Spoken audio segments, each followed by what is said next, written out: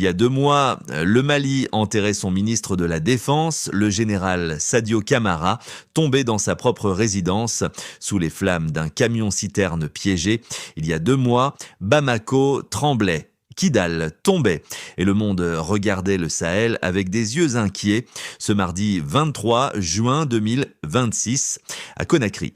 Dans la salle de conférence de l'état-major de l'armée de terre guinéenne, la Guinée a répondu, pas avec des mots, pas avec des communiqués, pas avec des condoléances, avec des généraux autour d'une même table, Guinéens et Maliens, ensemble. Ce jour-là, la Guinée et le Mali ont décidé de ne plus faire cavalier seul.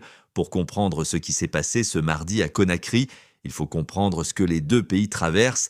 Le Mali est en guerre, pas une guerre déclarée entre deux États, une guerre invisible, une guerre asymétrique, une guerre contre des groupes armés qui n'ont pas de drapeau, mais qui ont des drones, des missiles, des financements extérieurs et la Guinée. La Guinée partage des centaines de kilomètres de frontières avec le Mali, des frontières poreuses, des forêts denses, des zones que ni les satellites ni les patrouilles ne peuvent surveiller seuls. Pendant des années, chaque pays faisait face seul avec ses soldats, seul avec ses renseignements, seul avec ses stratégies, et pendant que chaque pays faisait face seul. L'ennemi commun, lui, ne travaillait pas seul, il traversait les frontières librement, il se réfugiait d'un côté quand l'autre attaquait, il recrutait dans les deux pays, il frappait là où on ne l'attendait pas. Ce mardi, Conakry et Bamako ont décidé de changer les règles du jeu. La commission militaire mixte Guinée-Mali a officiellement ouvert ses travaux. Ce n'est pas une cérémonie protocolaire, ce n'est pas un sommet de façade. Les hauts responsables militaires des deux armées ont échangé sur plusieurs axes stratégiques majeurs, 4 axes précisément. Premier axe, le partage de renseignements. C'est le plus important dans la guerre contre les groupes armés. L'information est plus puissante qu'une arme. Savoir où se déplace l'ennemi, savoir quels villages sont infiltrés, savoir quelles routes sont utilisées pour le trafic d'armes. Ces informations, la Guinée les a pour son territoire, le Mali les a pour le sien. Désormais, ces informations circulent entre les deux armées en temps réel par des canaux de communication directs entre les structures de commandement. Deuxième axe, l'interopérabilité des forces. Ce mot technique cache une réalité simple.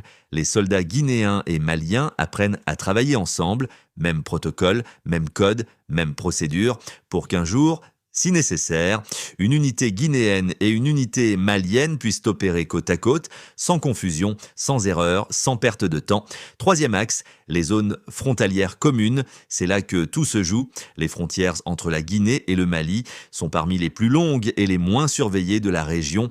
Des centaines de kilomètres de terrain difficiles que l'ennemi connaît mieux que les États eux-mêmes. Désormais, les unités des deux pays vont renforcer leur capacité à opérer conjointement dans ces zones.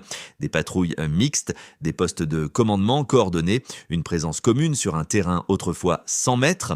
Quatrième axe, la communication directe. Quand une crise éclate à la frontière, les deux armées ne se téléphonent plus via des intermédiaires diplomatiques. Elles se parlent directement. Général à général, commandant à commandant en temps réel. Certains observateurs regardent cette réunion et disent « c'est une simple commission militaire, ça arrive tout le temps, permettons-nous de ne pas être d'accord, ce qui se passe entre la Guinée et le Mali en ce moment s'inscrit dans un contexte régional précis. Le Mali vient de subir l'attaque la plus coordonnée de son histoire récente. Le ministre de la Défense est mort, Kidal a failli tomber définitivement. Les mercenaires russes ont négocié leur retrait à Kidal. Et malgré tout ça, le Mali tient et la Guinée, plutôt que de regarder de loin, choisit de s'engager concrètement. Cela envoie un message fort à toute la région. Il n'y a pas d'un côté les pays sécurisés et de l'autre les pays en guerre. Il y a une région entière qui fait face à des menaces communes et qui commence à comprendre que la réponse doit être commune aussi. Cette coopération militaire entre Conakry et Bamako pourrait être le premier pas vers quelque chose de plus grand, un espace de sécurité collective durable, où les armées africaines se protègent mutuellement, sans attendre une aide extérieure qui ne viendra peut-être jamais. Ce mardi 23 juin 2026, une salle de conférence à Conakry, des généraux guinéens et maliens autour d'une table. Pas de caméra en direct, pas de discours médiatisé, pas de fanfare, juste des soldats qui décident ensemble comment protéger leur peuple.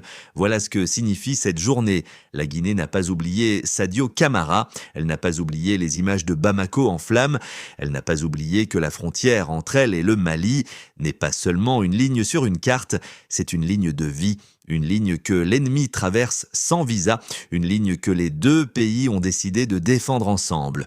Pour la première fois depuis longtemps, l'Afrique de l'Ouest voit deux de ces pays choisir la solidarité concrète plutôt que la rhétorique vide. Et ça, le peuple guinéen et le peuple malien le méritaient depuis longtemps.